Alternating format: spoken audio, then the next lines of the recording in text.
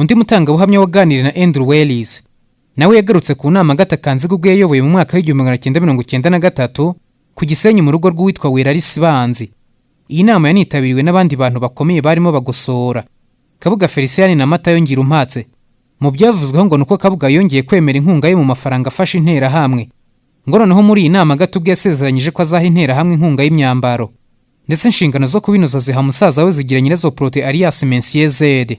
Nyuma ko isezerano ryabaye isezerano Gatakanziga yahaye miliyoni 5 z'amafaranga y'u Rwanda Kajuga Robert wayoboraga intera hamwe ku rwego rw'igihugu. Aya yafashije abayobozi b'intera hamwe kugendagenda igihugu cyose mu bikorwa byo gushyigikira intera hamwe.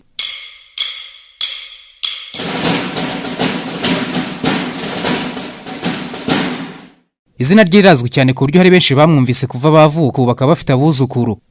Ni umugore wahoranye imbaraga ntagereranywa mu Rwanda ku buryo n'umugabo watamuvugiragamo.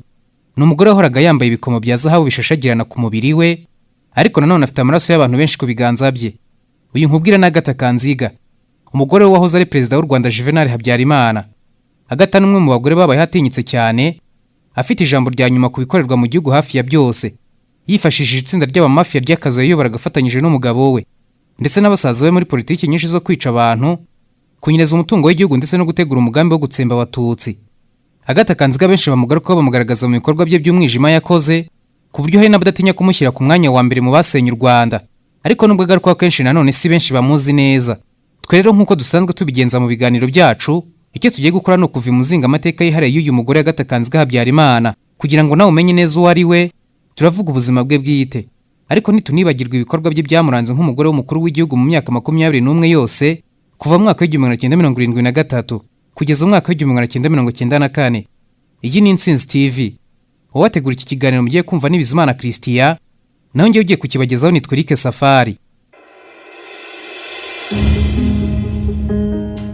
Gatakanziga yavutse tariki ya 2 z'ukwezi kwa 11 mu mwaka w'1942. Yavukiye muri Gice mu cyahoze ari perefegitura ya Gisenyi, ubwo nahitwaga mu Bushiru. Ise wa Gatakanziga yitwaga Magera Gervais. Mu bihe by'ubukoroni yari umukire utangaje wari ufite inka nyinshi n'imirima, ku buryo muri ibyo bihe uyu Magera yakoraga business zo kwinjiza imyenda mu Rwanda yivanye hanze. Yari umukire w'agatangazo unafite imodoka. Imodoka ku munyarwanda mu gihe cy'ubukoroni byari urundi rwego utabasha kwiyumvisha muri iki gihe. Ndetse Magera Gervais umwe mu barwanashyaka b'ishyaka rya Inari.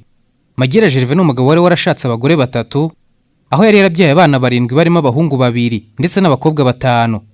Ibi rero byahitaga bishyira Gatakanziga ku mwanya w'umukobwa wavutse mu muryango wifite, wagombaga no kugera kuri byinshi yashoboraga kwifuza.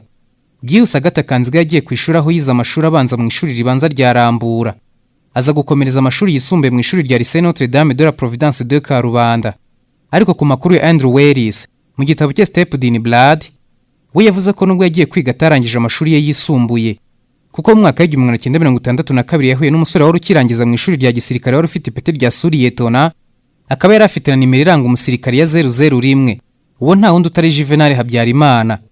Aba bombi bahuye Habyarimana afite imyaka 25 y'amavuko, naho Gatakanziga we yari afite imyaka 20. Bivugwa ko aba bombi bahuriye mu bikorwa byo kwishimira ubwigenge u Rwanda rwabonye tariki ya 2 z'ukwezi kwa 7 mu mwaka w'1962. Ntibyatinze kuko nyuma y'umwaka umwe bakundana aba bombi bakoze ubukwe tariki ya 17 z'ukwezi kwa 8 mu mwaka w'1963.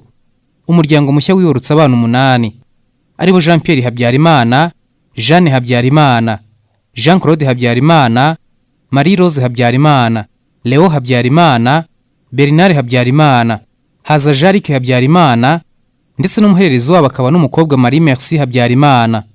Hagati aba bombi bakimara kubana, Habyarimana yakomeje kuzamuka mu mapeti, kuko nk'ubwo mu kwezi kwa 11 mu mwaka w'1965 yashyizwe ku ipeti rya majoro. Tariki ya 2 Mata mu mwaka w'1967 ahita agirwa Lieutenant Colonel. Ubwo ku rundi ruhande ni nako yakomezaga kugira umubano wihariye na Perezida Kayibanda. Ibi byatumaga Gatakanziga wari warakuriye mu muryango udasaba umunyu agumya kugaragara mu nzego zo hejuru, kuko yari umwe mu bagore bisanga kwa Perezida. Byasaga naho ubuzima bwe bwose bwari bwaragenewe kuba mu buzima bw'abifashije ndetse no guhora iruhande rw'abakomeye, kuko nk'ubwo mu buryo buzwi mu gihe cye ntawabagarusha Perezida gukomera. Kandi ku rundi ruhande bijyanye n'ingabo na polisi nabyo byabarizwaga mu biganza by'umugabo we. Muri make yari umugore ukomeye. Ndetse ubwo yabyaraga umwana wa 6 ari we Bertrand Habyarimana, wari Perezida wa Repubulika Kayibanda Gregoire ni wamubereye ise muri batisimu. Ahari iki ni ikintu buri mubyeyi wese wabyeyi yakwishimira, kubona umwana wabyarwa muri batisimu na perezida wa repubulika kuko si ibya buri wese. Muri iyo myaka wari kubona Agatha Kanziga yari kubona ari umugore ukiri mutoya wishimiye kuba ari mu rugo rw'umugabo we nawe wari ukiri mutoya, ariko wari urimo uzamuka vuba vuba. Muri make muri iyo myaka Agatha Kanziga yari umugore wahiriwe n'urushako, ariko ahari si benshi batekerezaga yari agiye guhinduka w'iruhande rw'umugabo we Habyarimana Juvenal. Gusa nanone nubwo Agatha Kanziga yari umugore uraho uri mu rugo rwe, umuryango we yaravukiyemo wari waramuhaye icyizere kidasanzwe, nk'uko biba biri ku ijanisha rinini ku bana bavukira mu miryango yifashije. Ariko aho kugaragariza imiterere ye hari hataraboneka. Ubusanzwe Habyarimana we nta nubwo yari afite umuryango munini nka Agatha Kanziga. Ibyo rero byari bifite icyo bivuze ku mugore nka Agatha wari waravukiye mu muryango ukomeye wo kwa Magera. Ubwo nyine mu kubana na Habyarimana hari ikarita ihambaye yo kuvuka mu muryango ukomeye yari afite, kandi iyo karita yagombaga kumufasha byinshi mu kubana kwa bombi. Iminsi yari icumye indi irataha bigeze mu kwezi kwa karindwi. Mu mwaka w'1973 Juvenal Habyarimana afatanyije n'abasirikare bagenzi be bahiri ku butegetsi bwa Kayibanda Gregoire wari inshuti ye. Uyu yari yaranamubyariye umwana muri batisimu. Ibyo byahise bituma Agatha Kanziga ahinduka umugore wa mbere mu gihugu, First Lady. Ubu noneho kugaragariza ibyo yarashoboye hari habonetse. Umugore w'umukuru w'igihugu yari indi ntera yaragezemo. Aha rero mu bufatanye na basaza be bahise babona neza ko kujya ku butegetsi kwa Habyarimana byari bibaye inzira yo gukomeza ibiganza ku nzozi bifuje kuva kera, arizo z'ubutunzi, icyubahiro no kwamamara. Maze nabo barahira gukoresha aya mahirwe bari babonye ku kigero kinini gishoboka. Gusa icyo byabasabaga kwari kugenzura Habyarimana mu byemezo byose afata. Birumvikana ko nta wundi wari guhabwa akazi kuruta umugore we yishakiye. Ubwo none Agatha Kanziga byanyabyo yaratangiye urugendo rwari rugiye kumugeza ku ishusho abantu bamumenyeho. Habyarimana kiba perezida umugore we babanaga hafi igihe cyose. Niyo wari umujyanama we wa mbere ndetse kenshi yabaga azi ibyo perezida agomba gukora ndetse n'ibyemezo akeneye gufata. Aha niho rero Agatha yafashaga Habyarimana gukora ibibafitiye inyungu, ariko bikanafasha imiryango yabo. Nyuma y'ibyumweru bibiri Habyarimana afashe ubutegetsi hari tariki ya 19 z'ukwezi kwa karindwi mu mwaka w'1973. Ise umubyara Ntibazirikana Jean Baptiste yarapfuye. Ubwo nyina Nyirazuba Suzana we yarapfuye mu myaka 6 yari ishize hari tariki ya 17 z'ukwezi kwa munani mu mwaka w'1967. Ubwo rero Habyarimana yarasigaye nta mubyeyi afite. Noneho byanyabye Agatha Kanziga yaramwikubiye asa n'umugenzura kuri buri ntambwe, ariko atangiye ibikorwa mu bwenge bwinshi bwo gukurikirana perezida mu bikorwa bye. Nyuma y'ahanga Agatha Kanziga yatangiye kugaragaza ishusho nyayo y'umugore wa perezida wa repubulika, ukeneye kugira akaboko kuri buri kintu cyose. Muri make yarakeneye kuba ububasha budasanzwe. Abanditsi benshi babigarutseho bati urupfu rwa Ntibazirikana rwatumye Habyarimana abona ko nta handi yakwishingikiriza kuruta mu muryango kwa se uko yari yarashatsemo. Ibyo bigasa naho yarahaye rugari umugore we n'abaramu we bo gukora icyo bashaka, bapfa kuba bamushyigikiye. Ndetse kugira ngo hatu umuryango Habyarimana utazigera umubera ikigusha, ukaba wamuha n'inama zitandukanye n'ibyo kwa se uko babaga bakeneye. Na murumuna we Bararengana Seraphi wari umuganga wize washoboraga kuba umujyanama w'ibanga wa mukuru we mu gutegeka igihugu, yisanze yashatse murumuna wa Agatha Kanziga witwaga Catherine Mukamusoni. Ni imibare yakozwe ku kigero kinini na Agatha Kanziga. Maze tariki ya 17 z'ukwezi kwa munani mu mwaka w'1973 Bararengana Seraphi murumuna wa Habyarimana na Catherine Mukamusoni murumuna wa Agatha Kanziga bashyingiranwa mu mujyi wa Buruseli mu Bubiligi. Noneho bya Burundi Agatha na bene nyina bari bamaze gushyira Habyarimana na murumuna we urujijutse kurusha abandi munsi y'ubuyobozi bwabo. Kuva perezida Habyarimana yagera ku butegetsi umugore wa Agatha Kanziga nawe yaheze atangira kumugenda iruhande nk'umugore w'umunyacyubahiro. None hatangira kugaragara no gufata ibyemezo nk'umugore w'umukuru w'igihugu, ndetse abo babanaga nawe batangira kubimwubahira, maze nawe izina rye ritangira kuzamuka bitabaho. Nawe atangira gukoresha ububasha yari afite mu kugeza umuryango we ku nzozi wahoze wifuza, utibagiwe nawe ubwe nk'umugore w'ububasha ntagereranywa mu gihugu. Mu gihe Habyarimana afataga ubutegetsi na nyuma y'aho abantu bagiye bakomera bitandukanye, ariko ni gake wari gusanga hari abakomeye kuruta Major Theoneste Rizinde wahise ashinga ibiro by'iperereza. Uyu mugabo yagize icyizere cyinshi kubera icyubahiro n'igitinyiro yari afite, maze nawe asa n'uwibagiwe wamuhaka agatangira kujya ashaka kwitambika Agatha Kanziga, akamukura kuri listi z'abagombaga guherekeza umugabo we mu ngendo zimwe na zimwe z'akazi zo hanze y'u Rwanda. Ni mu gihe uyu mugore rwose yabaga ashaka kugenda iruhande rw'umugabo we nka madamu perezida akanitemberera. Ibi bikorwa byari Rizinde bamwe bagaragaje ko ari ryo kosa rikomeye yakoze. Ibi bikaba byaratumye ryo tangiriro ryo guhanuka ko akisanga muri gereza, ngo kuko kuva yasuzugura Agatha Kanziga nawe yarahiriye kuzamwumvisha ububasha yari afite. Kuva ubwo ntibacana guhaka ku buryo na mbere y'uko Rizinde afungwa azira kuba yarashatse gukora kudeta, Agatha Kanziga yakoze ibishoboka byose maze Rizinde ava ku mwanya we kuyobora ibiro by'iperereza mu kwezi kwa 11 mu mwaka w'1979. Kuko ubwabyo muri icyo gihe Rizinde yari ikibazo kuri politike z'akazu ka Agatha Kanziga Habyarimana na basaza be, ngo yarababangamiraga bitangaje. Ndetse ntiyarekeyeho kuko no muri gereza Agatha Kanziga yakurikiranye Rizinde ashaka kumwicirayo. rumwe mu rugero rubigaragaza rugaragara mu ibaruwa Liyetona Koloneli Uwihoreye Charles yandikiye imiryango irengera uburenganzira bwa muntu mu Rwanda yo ku itariki 29 z'ukwezi kwa 10 mu mwaka w'1992. Mu butumwa bwe yagaragaje uburyo Gatakanziga n'abasaza be bashatse kwicara izinde na bagenzi be bashinjwaga guhirika ubutegetsi bwa Habyarimana bari muri gereza. N'ubundi Andrew Wells mu gitabo cye Steeped in Blood agaruka kuri ubu butumwa bwa Liyetona Koloneli Uwihoreye Charles yaragize ati: mu mugoroba umwe Pierre Desire Cyarahani wari diregiteri wa gereza ya Ruhengeri yahamagawe mu rugo kwa Perefe Zigira Nyirazo wari muramu wa Perezida Habyarimana. Ahageze hasanze Madama Gatakanziga Habyarimana ndetse na Elisa Gatwa. Byihuse uyu mugabo yahise abwirwa icyo yari ahamagariwe. Gatakanziga yamubwiye ko yifuza ko hicwa abantu batatu barimo Donati Murego, Komanda Nsengiyumva bakundaga kwita Makofe ndetse na Rezinde Theoneste. Ngo Sagatwa yahise abwira Cyarahani ko agomba kubica kandi akazahembwa. Gusa uyu muyobozi wa gereza ya Ruhengeri yasabye umwanya wo kubitekerezaho n'ubwoba bwinshi maze ahaguruka aho ngaho. Asubira mu rugo iwe gatarangije ajya kureba wari komanda wa gendarmerie mu Ruhengeri ari Uwihoreye Charles, ari nawe wabitanzemo ubuhamya. Cyarahani yabwiye Uwihoreye ibintu byose ndetse aranamubaza ataba abantu mbice cyangwa simbikore. Undi yamuhaye inama amubwira ko yumva atabica ahubwo yabikora ari uko abonye uruhushya ruvuye kwa Perezida Habyarimana. Ku munsi wakurikiyeho mu rugo rwa Perefe Zigira Nyirazo ari imbere ya First Lady wamusabaga kwica Murego Donata ako kanya abandi akazabicisha inzara yarangiza agahembwa bishimishije. Cyarahani yaratinyutse imbere ya Gatakanziga aramubwira ati: nimuzana urwandiko ruvuye kwa Perezida rusimweho nawe niteguye kwica aba bantu. Agata n'abasaza be bamwumva batuje maze Agata nawe arasubiza ati: nta cyejo uzazibona. Bukeye bwaho nk'uko Cyarahani yari yabisezeranyije impapuro yarazibonye, ariko asanga nizo kumwimura akavanwa muri gereza ya Ruhengeri ajyanwa mu ya Kibungo. Nyamara twibuke ko atari byo yari yasabye. Birumvikana ibi byaramutunguye cyane, ariko ubwo yari atarabona koko byanyabyo, kuko yari yakoze intare mu jisho yanze gukurikiza amategeko y'umugore w'umunyacyubahiro mu gihugu kurusha abandi. Mu gihe yari agishaka uko ajya Kibungo mu mirimo mishya yari ahawe, yise atabwa muri yombi yoherezwa gufungirwa muri gereza ya Gitarama. Byihuse ahita anagezwa imbere y'ubutabera akatirwa igifungo cy'urupfu cyaje guhindurwamo igifungo cya burundu. Uyu Cyarahani inkuru y'ibyamubayeho ngo yabaye no ku bandi benshi cyane batashyiraga mu bikorwa amabwiriza yabaga atanzwe na Madama Gatakanziga Habyarimana. Ariko nanone uyu mugabo Cyarahani Pierre Desire si benshi bamugiriye impuhwe, ko hari abandi benshi bagize batubwo nyine akebo kagiye wamugarura.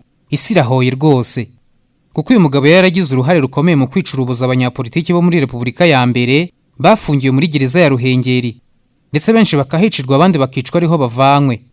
Gusa uyu mugambi wo kwicara izinde ntabwo Gatakanziga yawukomeje, kuko noneho nyuma yaho Rizinde na Kanyarengwe baviriye mu nzira, ubutegetsi n'imbaraga zose ndetse n'abari muri leta bose bagiye munsi y'ibirenge bya Madama Gatakanziga Habyarimana na basaza be. Ako nyine kari akazu, ngo ku buryo na Habyarimana byageze hakaba atabasha kubavuguruza, ahubwo agakora byose kugira ngo adashwana nabo, ndetse akanabihorera bagakora ibyo bashaka.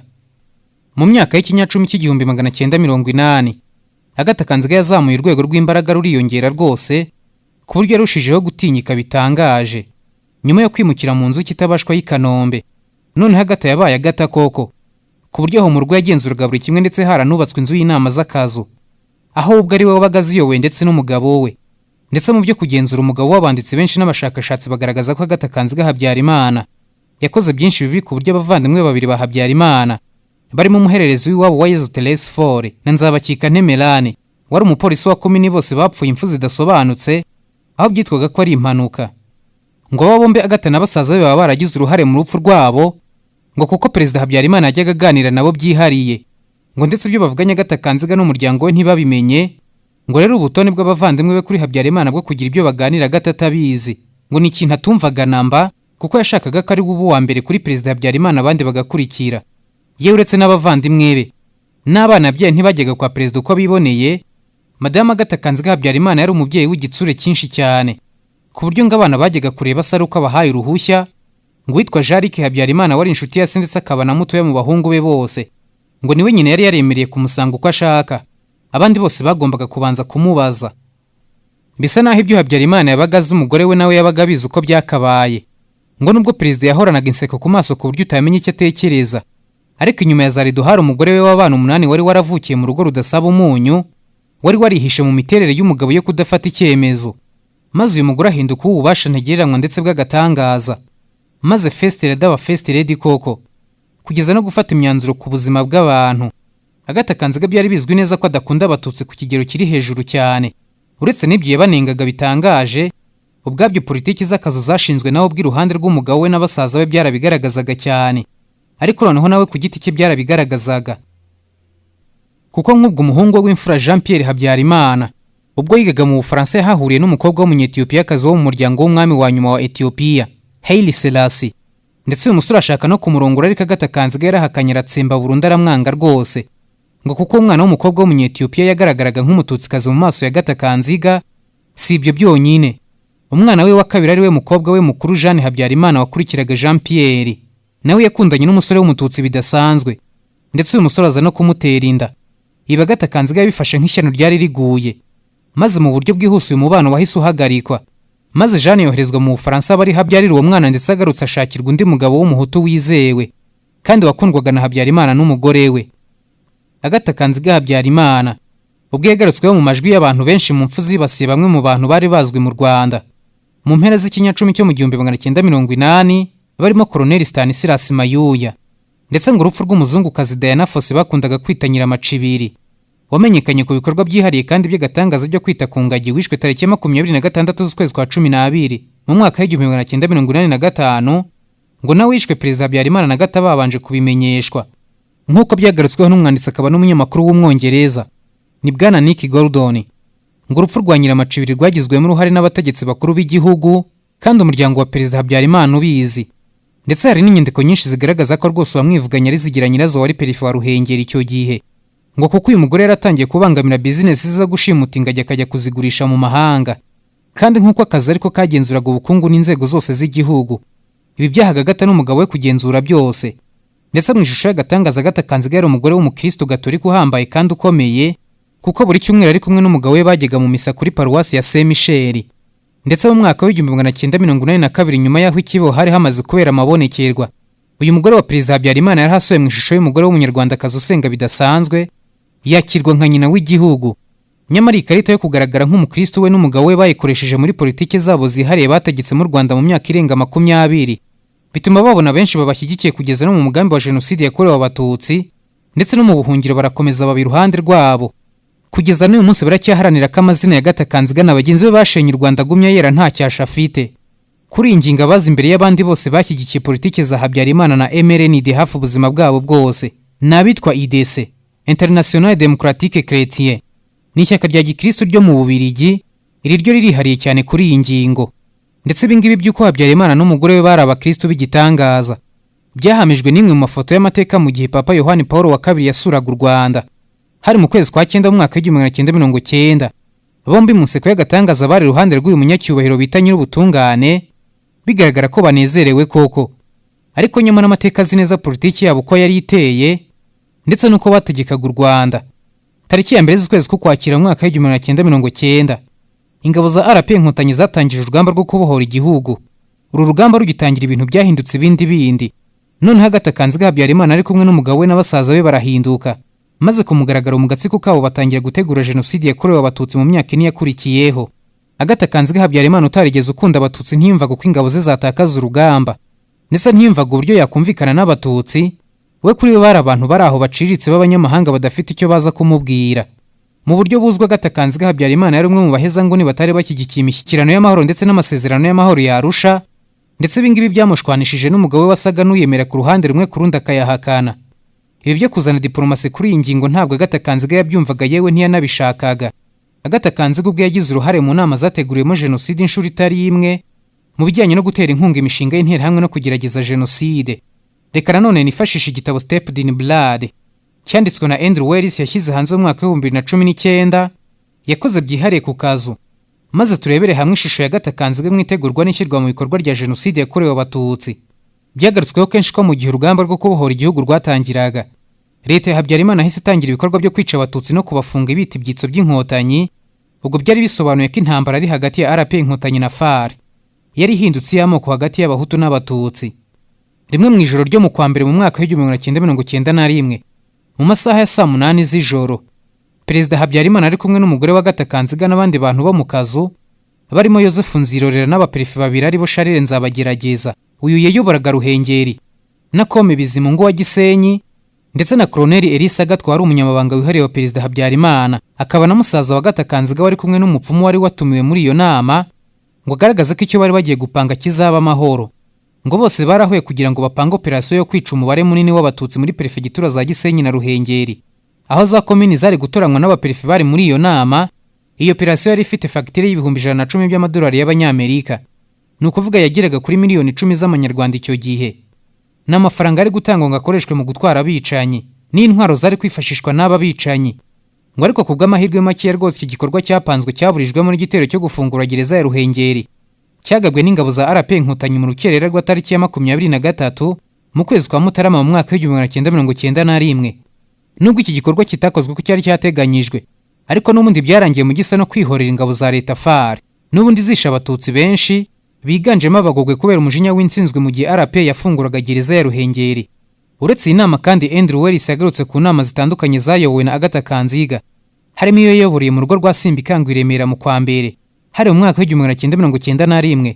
Urugo rwa Simbikangwa rwitwaga The Temple cyangwa se ingoro y'urusengero. Nanone abandi batangabuhamya bagaragaje indi nama Madame Agatha yitabiriye iyo yabereye mu rugo rwa Colonel Sagatwa, aho yari ari kumwe n'umugabo we Perezida Habyarimana, musaza we Zigira Nyirazo, umuherwe Kabuga Feliciani, Nzirorera Joseph na Muramu ubwo wari murumuna wa Perezida Habyarimana Dr. Bararengana Serafe. Iyi nama yareberaga hamwe uko urugamba rwagendaga ndetse nareba uko urubyiruko rw'abahutu rwagombaga guhabwa ubushobozi rugahangana n'umwanzi ari we Mututsi. Aha ni naho Kabuga yasabwe gutanga inkunga y'amafaranga ari gufasha mu igurwa ry'intwaro n'imyambaro y'interahamwe.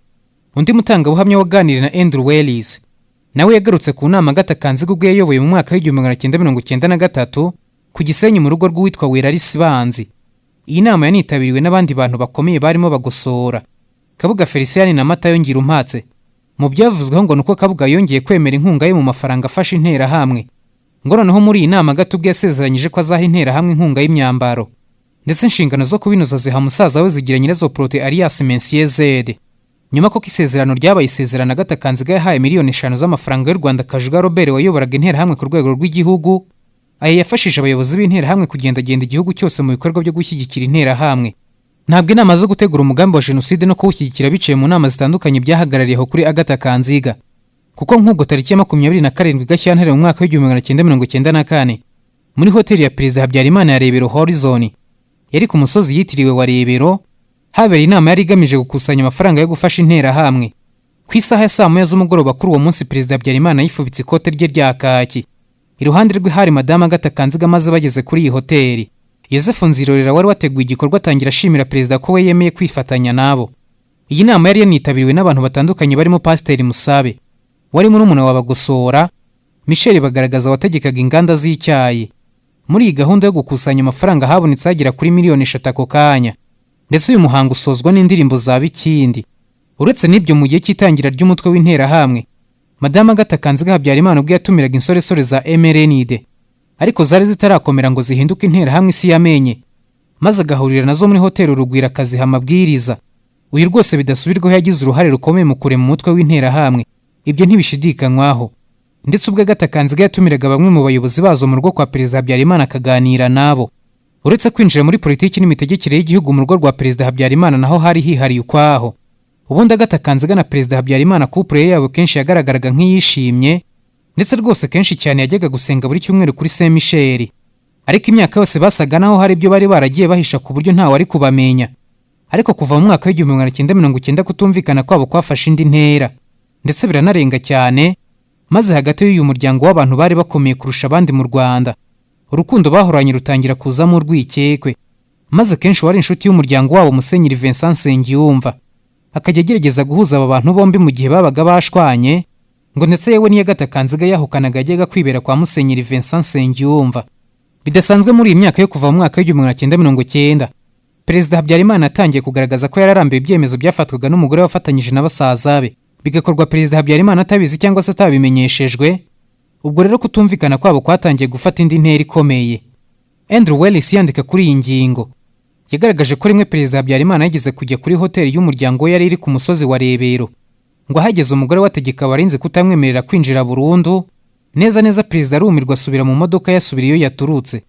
Ngo ibi nabyo byo kumufata gutya byakururiye Perezida Habyarimana mu kwishakira abandi bagore b'inshoreke ku ruhande, noneho bihuhura burundu umubano bari bafitanye. Mu buryo budasanzwe Agatha Kanziga yasaga naho ari we wategekaga igihugu. Uyu yari igitangaza bitavugwa, kuko ububasha hafi ya bwose mu gihugu bwarangiriraga kuri we, byasaga naho hejuru nta wundi wari uhari. Muri ibi bihe Agatha Kanziga akomeye atya byagarutsweho kenshi n'abantu batandukanye, bibanda ku bikorwa bye yakoraga nk'umuntu wari ufite ububasha butandukanye, nk'ubwo mu ibaruwa ifunguye yanditswe n'uwahoze ayobora Orenforo, ni Bwana Christophe Mfizi. Ni ibaruwa yise Lorezozero, aho iri zina ryahujwe na Zedi ya Zigira nyirazo. Muri iyi baruwa Mfizi yagarutse ku bufatanye bwa Zedi na mushiki we Agatha Kanziga muri za diri zabo zibanga zitari zizwi. Iyi baruwa yagiye hanze tariki ya 15 z'ukwezi kwa munani mu mwaka wa 1992. Ngo ndetse bidasanzwe iyi baruwa yababaje cyane Agatha Kanziga Habyarimana. Uretse n'uyu ndi munyamakuru wari warakoranye n'akazi igihe kirekire bitaga Janvier Afrika, nawe mu nyandiko ze yagarutse ku bikorwa bya Agatha na basaza be. Ubundi bisa naho kuva amashyaka yatangira kubaho mu mwaka wa 1991 aribwo noneho abanyarwanda bamenye ububasha ndetse na za diri z'akataraboneka zakozwe n'akazu, ndetse hanamenyekana byinshi byari byihishe inyuma y'inseko y'umugore wa perezida wa Repubulika Agatha Kanziga Habyarimana. Ugushwana kwa Habyarimana n'umugore we kwafashe indi ntera, ku buryo umubano bahoze bafitanye nk'umugabo n'umugore wageze aho usa n'urangiye, ahubwo perezida Habyarimana anatekereza ibyo gutandukana na Agatha Kanziga ku ngingo yo kumvikana na RP Inkotanyi no guca politiki zishingiye ku irondabwoko n'irondakarere. Byashwanishije umuryango Habyarimana ku kigero cyihariye, kuko Habyarimana nk'umunyapolitiki wari perezida, nubwo atashakaga kubura imbaraga n'ububasha yahoranye byo gutegeka no kugenzura byose mu gihugu atavugirwamo, ariko yabibonye neza ko isi yari yamaze guhinduka, ko ku rwego mpuzamahanga naho yari afite acikira igitutu yashyizweho na RPF ndetse n'amashyaka ataravugaga rumwe, maze atangira gutekereza ko ashobora kumvikana n'izi mpande zose ariko akaguma ari perezida. Gusa ku mugore we Agatha we nta kindi yashakaga kumva kitari uko abahutu b'abakiga bahitwa mu Bushiru bagombaga kugumana ubutegetsi ku kibi n'icyiza, Inkotanyi zitabyemera gutya agahangana nazo, ndetse abanyapolitiki bo mu gihugu imbere bagira ngo baravuze bakicwa bose, ndetse ubwo n'abatutsi bose bagatsembwa, noneho umunyarwanda w'umuhutu akabona amahoro arambye. Agatha Kanziga Habyarimana nuko yabyumvaga. Inzira n'imyumvire bitandukanye ku masezerano hagati ya Habyarimana n'umugore we Agatha Kanziga isa n'iyaciye akagozi gato kari hagati yabo, umwe agasigara nk'umunyamahanga ku wundi.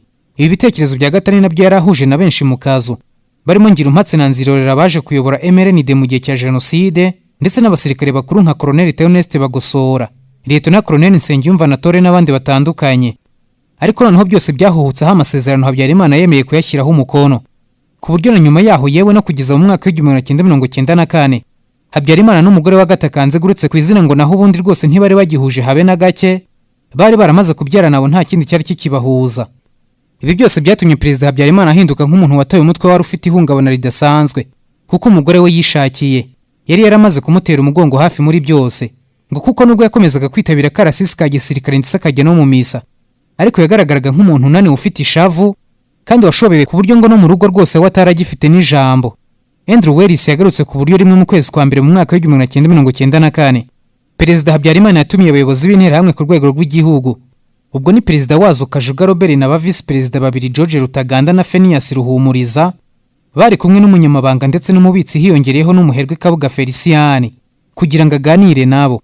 Maze mu gihe yari atangiye kuvugana n'aba batumirwa be, ngo Agatha Kanziga ahise agira mu rugo maze amuca mu ijambo ahindura ibiganiro, ngo ndetse mu kanya gato Serafe Rwabukumba umwe muri basaza be abarahageze, maze burundu inama ya Habyarimana barayangiza, asigara ntacyo kuvuga afite arumirwa, ahubwo bo bizamurira ibindi biganiro bitari bifite aho bihuriye n'ibyo yavugaga. Umutangabuhamya watanze ubu buhamya akaba ataratangajwe umwirondoro we kubera umutekano we mu gihe yatangaga ubuhamya mu rukiko mpuzamahanga mpanabyaha rwashyiriweho u Rwanda. Yavuze ko aba batumirwa bavuye mu rugo kwa perezida Habyarimana mu masaa 4 z'ijoro, ariko ngo buri wese wari uri aho ngaho yabonye ko perezida Habyarimana nta ubasha n'imbaraga yari agifite, ahubwo byose byari mu biganza by'umugore we Agatha Kanziga ndetse n'umuryango we, ku buryo nk'umugabo mu rugo nk'uko asanzwe afatwa mu muco w'abanyarwanda nta n'ijambo yashoboraga kugira ku bashyitsi yari yatumiye. Perezida Habyarimana ntaho yari asigaye. Mu mezi ya nyuma y'ubuzima bwe perezida Habyarimana yari umuntu ubabaje uteye agahinda n'impuhwe, kubera ko ahantu hose yasaga n'uwagotowe muri gereza atari kubasha kwivanamo, kuko ubwo no mu ishyaka rya MRND Matayo Ngirumpatse wari waramusimbuye kuriyobora ataramworoheye, kuko no ku itariki ya 10 z'ukwezi kwa Werurwe mu mwaka wa 1993 ubwo yajyaga mu Uganda atamubwiye byatumye bashwana cyane, amubaza impamvu atari yamugishije inama mbere yo kujyayo. Mu gisirikare abasirikare b'abaheza ngo ni barimo Bagosora, Nsengiyumva na Tore n'abandi bari barasezerewe mu gisirikare bagifite imbaraga, barimo Serubugana Rwagafirita nabo ntibari bamworoheye, kuko banamuhoraga ko yari yarabirukanye. Mu rugo rwe naho yarakomerewe bidasanzwe, kuko hashingiwe ku makuru yatanzwe n'inshuti ye igihe kirekire ya perezida Habyarimana yitwa Paul Henilio, wari warabaye mu Rwanda mu gihe kirenga imyaka 50, wari uziranye na Habyarimana byihariye mu gihe yaganiraga n'abakozi b'iperereza b'Ububiligi ku rupfu rw'abasirikare babo mu Rwanda.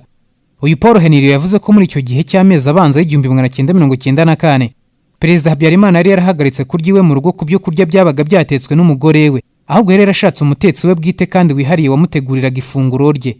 Ngo Habyarimana gupfa arozwe si rwo rupfu yashakaga gupfa nk'uko byari byaragendekeye umusangirangendo we w'igihe kirekire yaranahiritse ku butegetsi Kayibanda Gregoire, umwe mu barindiye umutekano Perezida Habyarimana mu myaka 14 yose, witwa Senkeri Saratiye.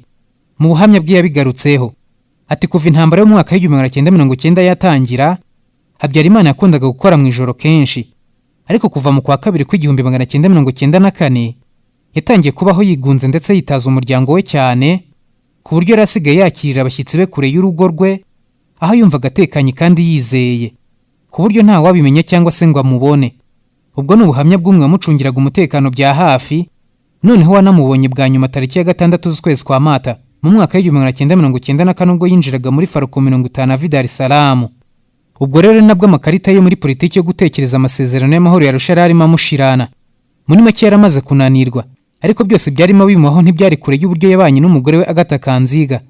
Kuri benshi bati rwose Habyarimana yari yarashatse nabi bidasanzwe, kuko ni no muri ibyo bihe inkuru zo gupfa kwe zatangiye gukwirakwira hose ndetse nawe arabimenya. Nanone kuri iyi ngingo Paul Henry mu buhamya bwe yabigarutseho. Inshuti ye bari baziranye mu gihe cy'imyaka irenga 30. Rero iyo mwizeraga bidasanzwe. Mu mpera z'ukwezi kwa gatatu, Perezida Habyarimana yafashe urugendo yerekeza ku kiyaga cya Muhazi aho we n'uyu mugabo bahuriye. Maze mu bwato bwabo bombi berekeza rwagati mu mazi aho bagiranye ibiganiro byabo byihariye, bizeye neza ko nta muntu n'umwe ubumva. Ngo muri ako kanya Paul Henry yamubonaga nk'umuntu wari ufite ibibazo byinshi ananiwe cyane, ndetse rwose anacitse intege. Ngo Habyarimana yamubwiye ko yifuza gutandukana na Agatha Kanziga, aho yamubwiye ati ndashaka kumuva iruhande nkagenda, rwose ndashaka divorce. Aho niho umubano w'aba bombi wari ugeze. Ngo Perezida Habyarimana yaramaze no kurambirwa umwanya wa Perezida wa Repubulika yashakaga kwigendera burundu, ngo kuko mu mwaka w'1992 ubwo bari mu rugo bari ku meza ngo yabwiye abahungu be ko yarwaye, kandi nanone yumvaga naniwe, ngo yumvaga bidasubirwaho akeneye kwiruhukira. Ngo reka ku kanya umugore we Agatha yahise amukubita ku munwa, ngo ndetse asaba abahungu be kudakomeza kumva ayo magambo ya se. Muri iki gihe cya nyuma cy'ubuzima bwe, Habyarimana ari wenyine nta wundi yabwira, yari yigunze bitavugwa. Byasaga neza n'ishusho ya Kayibanda Gregoire mu gihe nawe yari afungiranye ntawe yakwitabaza, ku buryo hari n'ababihuza no kuba ari ibihe byarimo bimwishyuza ibyo yakoreye inshuti ye Perezida Kayibanda. Abandi nabo bati yari arimo asomo urwo yishigishiye, ko izo mbaraga umugore we Agatha Kanziga yari afite ndetse n'abaramu we niwe wari warabemereye ko bazigira. Ngo ubwo rero byari bimugarutse, ariko nawe ntacyo yari afite abikoraho, nuko nyine yemeye guhebera urwaje. Mu birori bya Pasika ku itariki ya 3 z'ukwezi kwa kane mu mwaka w'1994 mu nyubako yari mu Gasiza ku Gisenyi, nibwo mu birori yaganiriye na Jacques Roger Bubu, wamubwiye ko umuryango w'abibumbye wari ugiye kuvana ingabo zabo mu Rwanda kubera gutinda. Ngo mu ijoro ry'uwo munsi nibwo Habyarimana yafashe icyemezo cyo gushyira amasezerano y'amahoro ya Arusha mu bikorwa.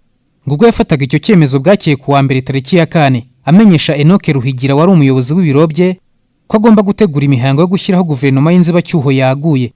Ni guverinoma yateganywaga n'amasezerano ya Arusha. Ngo agitangira itegeko ku rundi ruhande umugore we n'abandi bari mu kazu nabo bahise bafata icyemezo cyo kumwica. Ngo kuko noneho kuri inshuro guhera ku mugore we n'abandi bantu bo mu kazu babonaga inyungu mu rupfu rwa Habyarimana kuruta kubaho kwe, kuko urupfu rwe rwari kubemerera ko jenoside itangira batsemba abatutsi ndetse bagatangiza intambara kuri RP Inkotanyi. Nuko byagenze tariki ya 6 Mata mu mwaka w'1994 ubwo yari avuye mu nama y'abakuru b'ibihugu bo mu karere yari yabereye Dar es Salaam. Indege ya Faruko 50 yararashwe, maze Perezida Habyarimana apfa ubwo, ndetse kuva iyo saha mu mategeko Agatha Kanziga Habyarimana atangira kwitwa umupfakazi. Indege ya Faruko 50 ikimara kuraswa, mu nyubako ya Perezida Kanumba Agatha yarahari ari kumwe n'abana be batatu, barimo Jari kubwo wanagiye gufotora aho iyo ndege yari imaze guhitana se yari irimo igurumana, Jeanne umukobwa we mukuru ndetse na bucura bwe Marie Merci Habyarimana, ndetse nabararengana murumuna wa Habyarimana ahise ahagera ari kumwe n'umugore we Mukamusoni Catherine murumuna wa Agatha n'abana be batanu.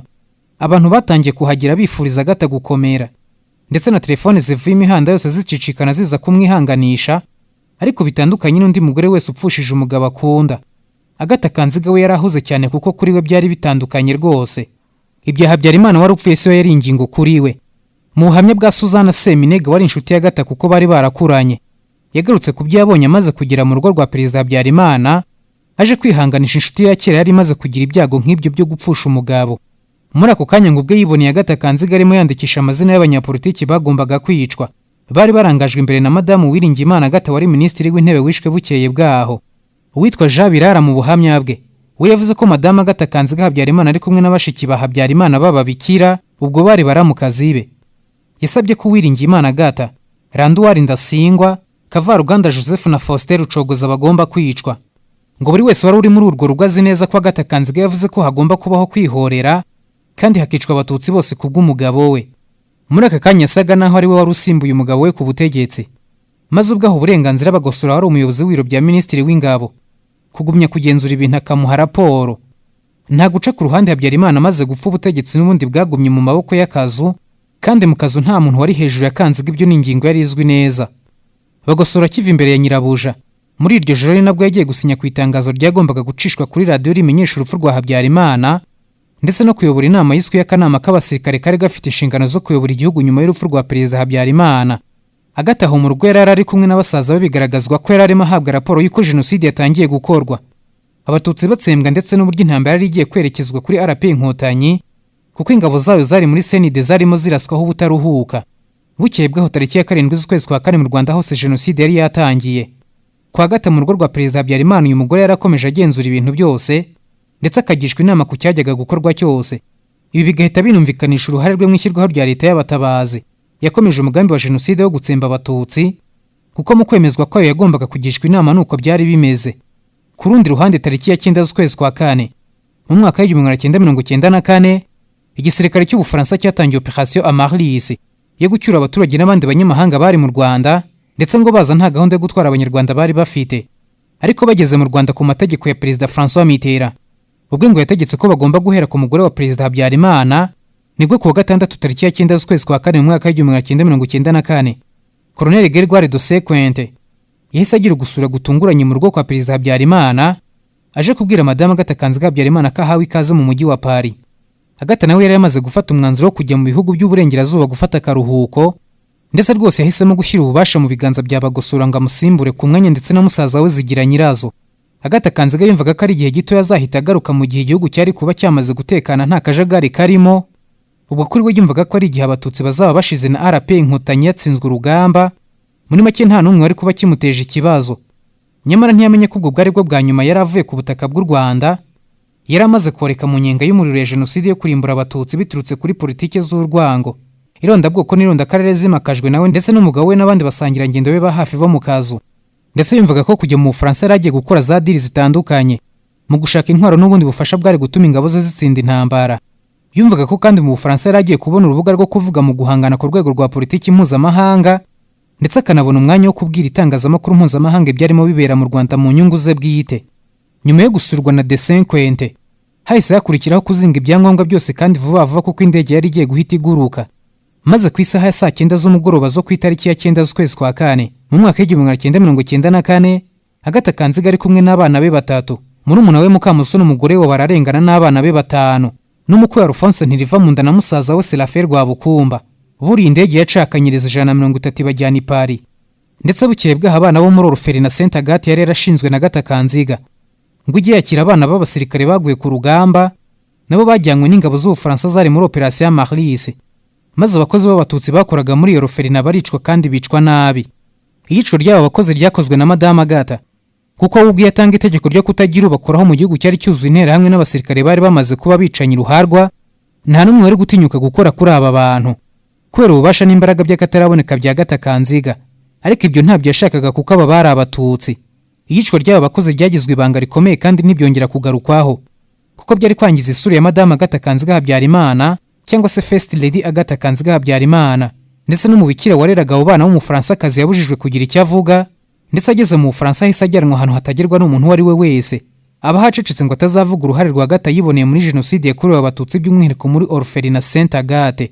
Nyuma y'iminsi navuye mu Rwanda hari tariki ya 13 z'ukwezi kwa 4 mu mwaka wa 1994 Madame Agatha Kanziga ari kumwe n'abantu bari kumwe nawe yageze mu Bufaransa, maze yakirwa mu byubahiro byose bikwiye umugore w'umukuru w'igihugu mu ishusho yo kumuha indabo nziza z'igiciro cy'agatangaza zari zivuye kwa perezida Mitterrand, ziherekejwe na sheke y'ibihumbi 35 by'amadolari yo kumufasha nk'impunzi. aho ku kibuga cy'indege yakiriwe na Minisitiri w'Intebe Edouard Baradi wari kumwe n'abandi bana ba Perezida Habyarimana barimo Jean Pierre Habyarimana, Leo Habyarimana, Jean Claude Habyarimana, Marie Rose Habyarimana na Bernard Habyarimana bari baje kwakira nyina n'abandi bavandimwe babo. Uyu muryango wahise werekezwa muri hoteli yitwa Forest Hill Hotel yari iri mu mujyi wa Paris rwagati. Yishyurwaga na leta y'Ubufaransa, maze nyuma y'igihe cy'ibyumweru bibiri bahise bimukira mu nyubako Habyarimana yari yaraguze mu Bufaransa. Yari iri ahitwa Villa Mozart kuri 16e arrondissement mu mujyi wa Paris. Uyu mugore Agatha Kanziga yari arimo abaho mu buzima bwo muri hoteli y'inyenyeri 5. Nyamara abatutsi mu Rwanda barimo bicwa kuva ku bana b'ibibondo ndetse n'ibitambambuga kugeza ku basaza bazira politike nyinshi yashinze zindi akazishyigikira. Benshi batuye umugore yenyegeje umuriro arangije awusigira abandi ngo bawote warigendera. Nyuma yo gutuza mu gihe kiri hafi by'umweru 3, none hagati n'umuryango we bashyize hanze ibaruwa ndende igaragaza ibigwi bya Perezida Habyarimana mu myaka irenga 20 yamaze ategeka u Rwanda. Iri tangazo ryakurikiwe n'ikiganiro yagiranye n'abanyamakuru ba chaîne ya televiziyo y'Ababiligi yitwa RTBF. Muri ibi biganiro byose yibasiye abo yitaga abanzi b'amahoro bivuganye Habyarimana, ndetse yanigaragaje nk'umupfakazi w'umukene ugomba kugirirwa impuhwe n'imbabazi. Nyamara yaratuye muri apartment y'agatangaza inahenze bitavugwa. Hashize amezi 3 avuye mu Rwanda, ingabo za RP Inkotanyi zatsinze urugamba zihagarika jenoside yari irimo ikorerwa abatutsi. Maze we na bagenzi be bandi bafatanyije kwishura mu ntambara muri jenoside batangira gutsemba abatutsi barumirwa, maze batangira gukubita hirya no hino isi maze nayo babana ntoya bitavugwa. Maze Agatha Kanziga watangiye afite icyizere cyinshi cyo kuvugana n'itangazamakuru arihunga asa n'uburiwe irengero, kuko kuri inshuro byasaga naho ntacyo afite cyo kuvuga. Ubu rero hashize imyaka 27 jenoside yakorewe abatutsi hagaritswe. Agatha Kanziga Habyarimana yagiye agarukaho gake cyane, kuko umuryango wa Habyarimana watoranyije Jarike Habyarimana umuhungu we muto ngo ajye bari uwuvugira. Naho nyina n'abandi bavukana ntibapfa kugaragara. Gusa nubwo Agatha avuga yakoze byinshi kugira ngo yikure mu isoni n'ikimwaro, nkaho yagize uruhare rukomeye muri lobbying kataraboneka y'umucamanza Jean Louis Bruguière yo gushinja abayobozi bakuru b'u Rwanda bahoze mu gisirikare cya RP Inkotanyi ko aribo barashe indege ya Perezida Habyarimana. Ndetse nubwo yaracecetse ariko Agatha Kanziga yakoranye bya hafi na buri wese warwanyije leta y'u Rwanda kuva mu mwaka wa 1994 uhereye kuri ARIR, abacengezi, FDLR ukageza no kuri RNC. Ntako atagize rwose mu gukora byose ashoboye kuri iyi ngingo. Muri iyi myaka yose kuva mu mwaka wa 1994 ntabwo yumvikanye kenshi mu itangazamakuru, naho yumvikanye hose yumvikanye nyine avuga leta y'u Rwanda nabi, kandi birumvikana ko atanayivuga neza.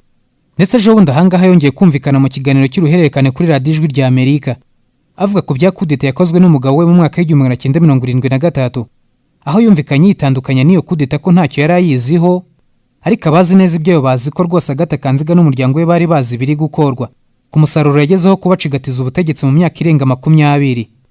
Uyu munsi Agatha Kanziga Habyarimana afite imyaka 79 y'amavuko, arabura umwaka umwe ngo yizuze 80. Aracyaba mu gihugu cy'Ubufaransa aho kugeza ubashakisha ibyangombwa by'uko ari impunzi, ariko yarabibuze. Ndetse n'ejo bundi umucamanza yaramuhamagaje kugira ngo asobanure aho ahuriye n'ibyaha by'umujandarume w'Umufaransa Paul Baril. Ndetse kandi ubutabera bw'u Rwanda bwatanze impapuro zo guta muri yombi uyu mugore kugira ngo afatwe aburanishwe ku byaha ashinjwa birimo uruhare rwe rwihariye muri jenoside yakorewe abatutsi. Ndetse ejo bundi ahangaha mu kwezi kwa 5 k'umwaka wa 2021, igihe perezida w'Ubufaransa yemeraga uruhare rw'igihugu cye muri jenoside yakorewe abatutsi, yongeye kugaruka ku izina Agatha Kanziga Habyarimana nk'umwe mu barebwa n'ibyemezo by'ubutabera mu gukurikiranwa ku ruhare rwe muri jenoside yakorewe abatutsi mu mwaka wa 1994. Icyo ntazi neza ngo ni ryari bishobora kuzabaho ngo Agatha Kanziga Habyarimana abazwe uko yahemukiye u Rwanda n'abanyarwanda bose muri rusange. Nibiba nanjye nzaba mpari ngo mbibagezeho. Kandi nshoje ntyo rero kuri iyi ngingo yihariye twagarutse ku buzima bw'uwahoze ari umugore wa Perezida Habyarimana ariwe Madame Agatha Kanziga Habyarimana. Gusa nsoza nagira ngo nkwibutse ko byinshi kuri Agatha Kanziga nakubwiye muri iki kiganiro nabivanye mu gitabo nasomye bita Steeped in Blood cy'umwanditsi akaba n'umushakashatsi w'umwongereza Andrew Wells. Iki gitabo uyu mugabo yagikoranye umwihariko uhambaye aho yibanze ku bikorwa byihariye by'akazu. Nawe niba ushaka kumenya byinshi ku kazu no ku bandi bari bakagize batari Madame Agatha Kanziga Habyarimana nagukangurira kugisoma nawe ukamenya byinshi. Rero nshimiye mwese twabanye muri iki kiganiro, hasigaye naho utaha mu bindi biganiro byacu. Ndabibutsa ko iki kiganiro mwakurikiraga mwagiteguriwe na Bizimana Christian, naho giye wagitunganyije mu majwi nkanakibagezaho nitwe Eric Safari. Mwakoze cyane, Imana ibarinde.